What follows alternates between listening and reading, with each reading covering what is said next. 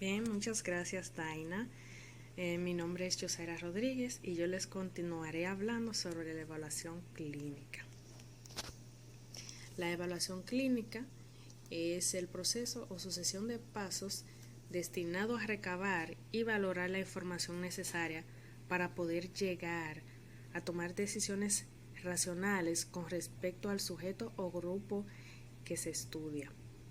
En el ejercicio profesional del psicólogo, la evaluación clínica es una función fundamental ya que posibilita indagar, plantear objetivos, intervenir, pronosticar y volver a evaluar si los objetivos se alcanzaron.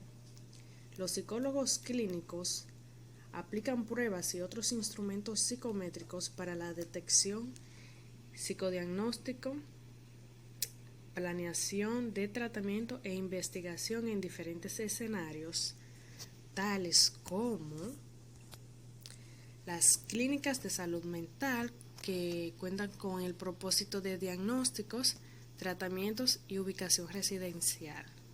Se aplican en ambientes también educativos como apoyo en la formulación de medidas apropiadas de remedio.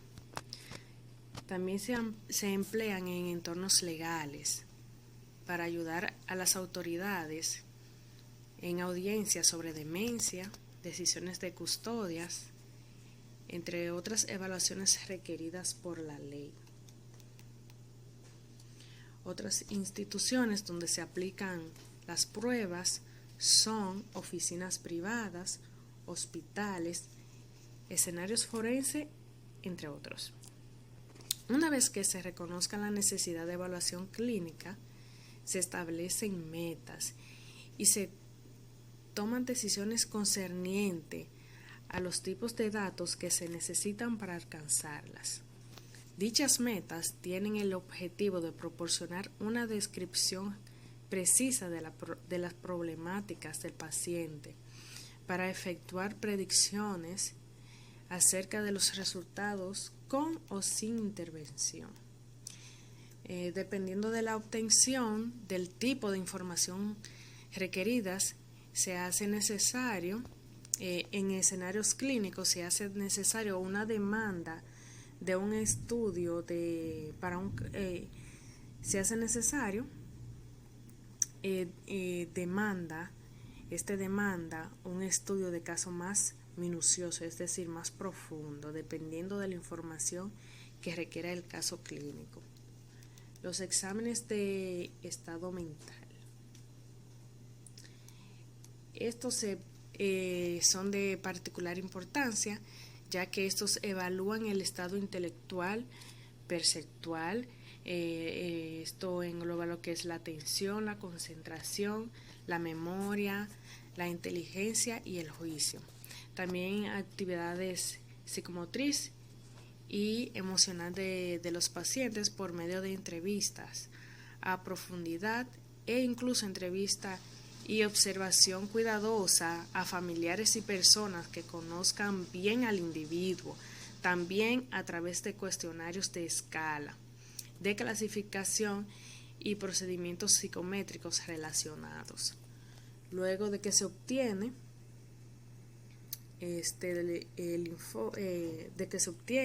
e integran todos los datos de la evaluación, se prepara un informe, el cual resume los hallazgos y describe las fortalezas y las debilidades de la persona.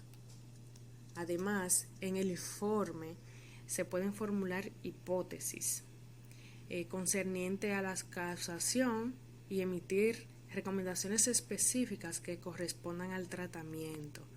Esos tratamientos pueden ser psicoterapia, medicamentos u otros tratamientos médicos. No obstante, también se requiere un seguimiento para conocer la efectividad del tratamiento. Es decir, que no solamente se aplica un tratamiento y bye, sino que se mantiene un seguimiento constante para ver qué tan efectivo y preciso fue el tratamiento prescrito. Para Para que la evaluación tenga mayor efectividad, también es necesario comprimir todas las debilidades y posibles sesgos o errores que puedan haber. El psicodiagnóstico. Este es un proceso mediante el cual se examina a una persona desde un punto de vista psicológico para determinar la naturaleza y el grado de un trastorno mental o conductual. La persona que hace el psicodiagnóstico observa, entrevista y prueba al paciente para determinar la presencia o ausencia de síntomas psicológicos. Luego, este compara los síntomas del paciente con descripciones estándar de la conducta anormal y determinar qué categoría de trastorno se ajusta mejor al paciente, asignando la clasificación psiquiátrica mediante el Manual Diagnóstico y Estadístico de Trastornos Mentales. La habilidad para emitir psicodiagnósticos precisos requiere de gran entrenamiento y experiencia, e incluso entonces puede ser considerable la probabilidad de cometer un error. Vamos a hablar de los errores. Arques, en 1994, describe una serie de errores cometidos en el psicodiagnóstico y otros juicios clínicos. Una fuente de error es el problema de la correlación ilusoria, que consiste en basar los juicios clínicos en el número de veces que ciertos signos o indicadores y un trastorno específico ha ocurrido juntos, pero pasando por alto el hecho de que no ha ocurrido juntos e incluso con mayor frecuencia. Es decir, que se trata de aquella tendencia a basarnos únicamente en casos confirmatorios de nuestras ideas o hipótesis, a la vez que ignoramos los casos no confirmados. A través de la correlación ilusoria buscamos asociaciones o correlaciones entre diferentes variables que confirmen nuestras creencias y acabamos percibiendo la relación entre dos o más variables como más fuerte de lo que es en realidad. Y a veces incluso dicha relación realmente no existe. Una segunda fuente de error en los juicios clínicos puede ocurrir cuando se conoce la tasa base o proporción de personas en una población que poseen una condición específica. Por ejemplo, la tasa del suicidio en la población es relativamente baja, pero la tasa de conducta neurótica es bastante alta. En consecuencia, es más fácil predecir la conducta neurótica que el suicidio. Bien, una tercera fuente de error que les resta mérito a los juicios clínicos es el sesgo retrospectivo, de creer que después de ocurrido un evento, alguien podría haberlo anticipado, si se les hubiera pedido hacerlo. Un ejemplo es concluir que un conocido que ha cometido un acto violento siempre fue abiertamente agresivo y perturbador.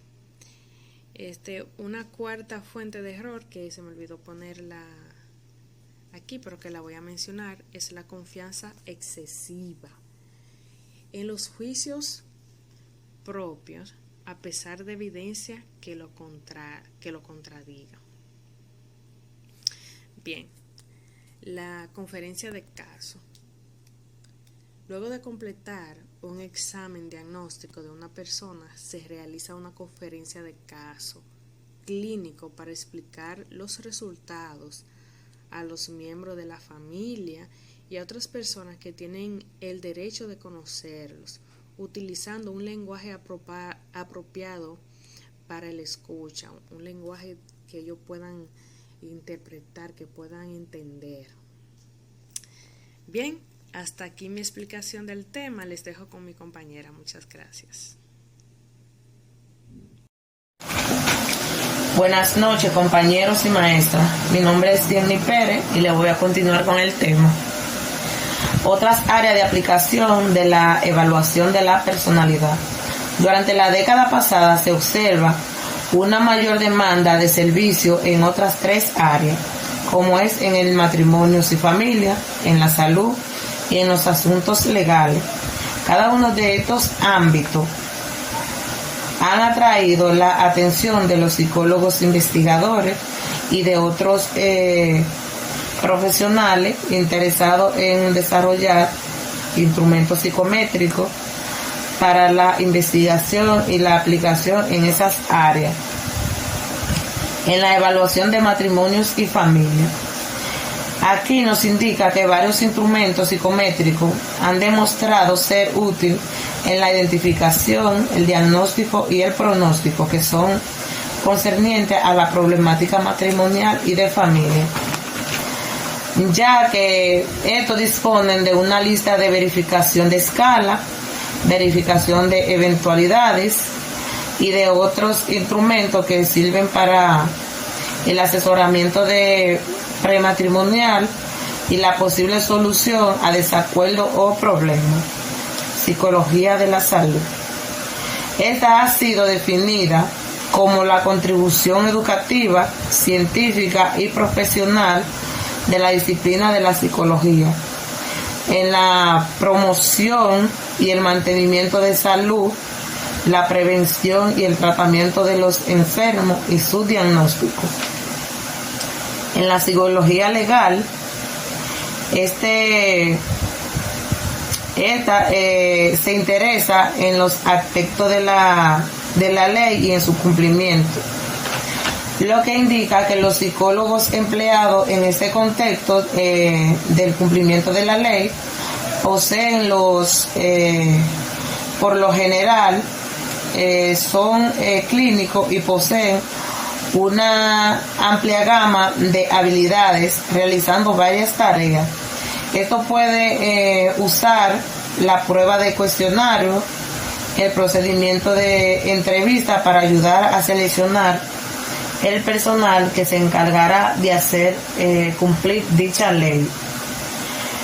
También nos indica que esto pueden dar consejos, pueden conducir una psicoterapia de grupo, individual, con los oficiales y familiares. Otras áreas que se destaca el psicólogo legal es que puede servir como experto en relaciones humanas, son formadores de equipo, pueden conducir talleres y pueden entrenar oficiales de la policía, dándole técnica de intervención en crisis como pelea doméstica y la toma de rehenes. Competencia y demencia. En los años recientes se han buscado cada vez más frecuentes las opiniones y recomendaciones de los psicólogos en asuntos que tengan que ver con las competencias. Eso nos indica que el acusado en la competencia, para ayudarlo a enfrentar aquel juicio en el cual éste puede ver que si es acusado puede entender los cargos que se le imputan. Entre los procedimientos y herramientas utilizadas por los psicólogos para evaluar la competencia son guía de entrevista, detención de competencia, de entrevista de observación. Esto es para que estos puedan enfrentar un juicio y a lo cual también le hacen pruebas de observaciones, entre otras.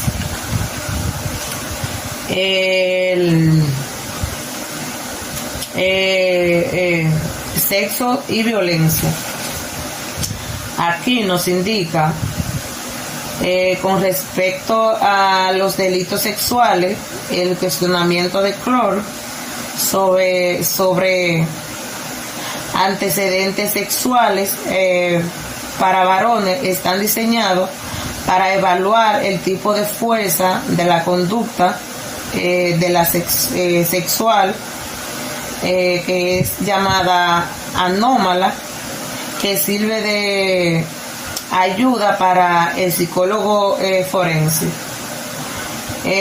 Aunque no se puede desarrollar una prueba que por sí misma pueda predecir la conducta violenta, el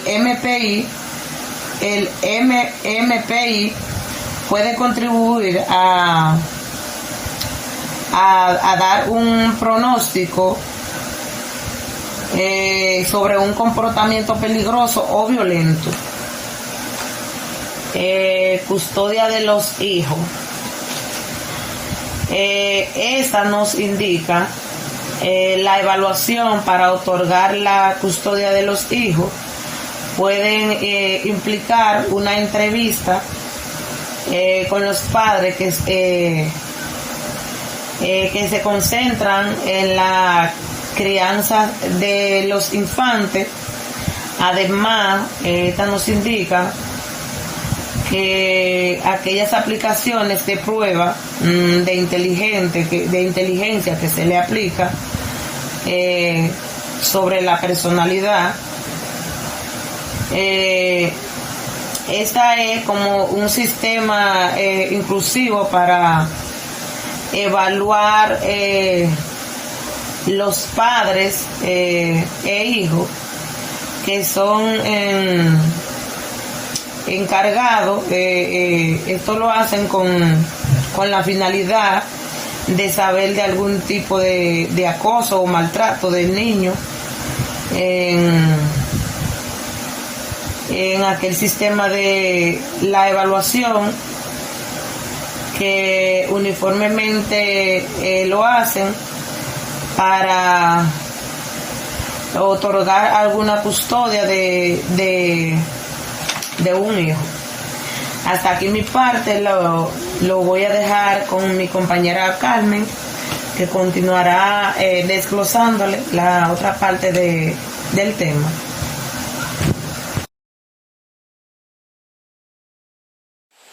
Buenas noches, gracias Lenny. Quien les habla, Carmen Julia Rivas, le estaré hablando sobre el problema y controversia en la evaluación de la personalidad. Al igual que las medidas de las habilidades cognitivas, la medición de la personalidad ha sido criticada de psicólogos y no psicólogos, quizá debido a que sus aplicaciones son menos extensivas y menos cruciales. Los instrumentos de evaluación de la personalidad no han sido tan criticados como las pruebas de habilidad por el público en general. Sin embargo, las características de medición relativamente pobre de muchas pruebas de personalidad no han dejado de ser advertidas por los profesionales y el público.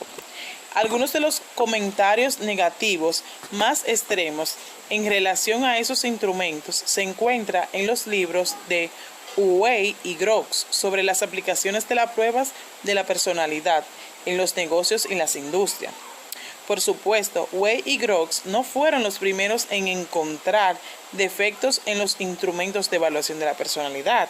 También se ha alegado que algunos reactivos de las pruebas de la personalidad, en particular los que tratan sobre sexo, religión y moral, pueden ser ofensivos en lo personal y potencialmente destructivos en el carácter de los niños. El polígrafo y las pruebas de integridad. La práctica de aplicar pruebas de integridad en los negocios y en las industrias sigue siendo controvertida y existen muchos problemas sin resolver y preguntas sin responder en relación con el constructo de honestidad y la evaluación de la integridad. Con referencia al debate sobre la evaluación de la integridad, se presenta una situación concerniente a la aplicación de una prueba de personalidad, de verdadero falso. En el caso de Soroka, contra la corporación Day-Jackson.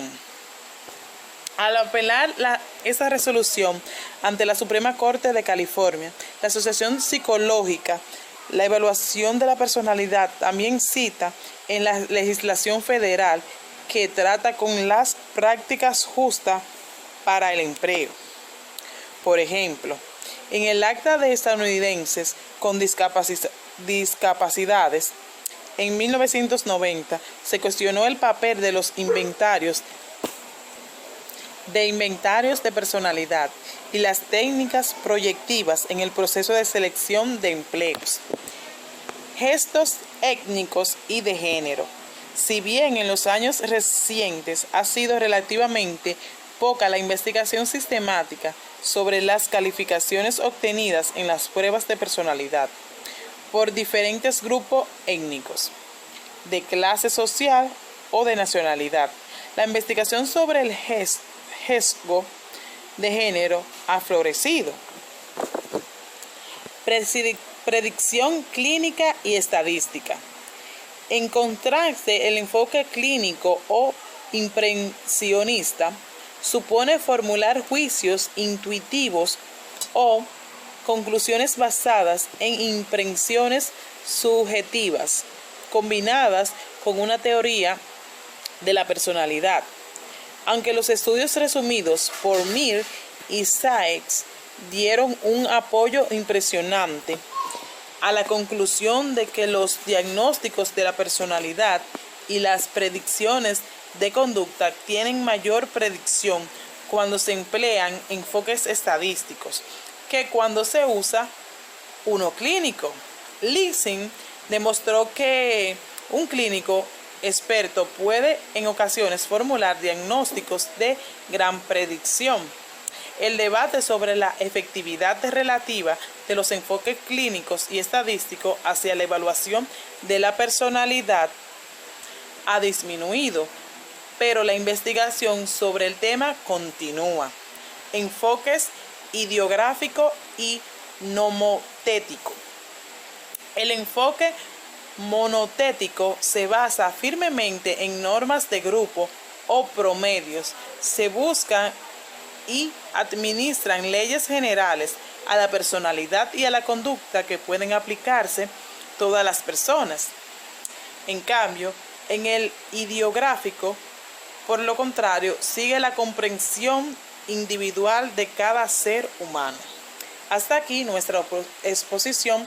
Gracias por escucharnos. Espero que hayan captado mucho contenido interesante de esta exposición.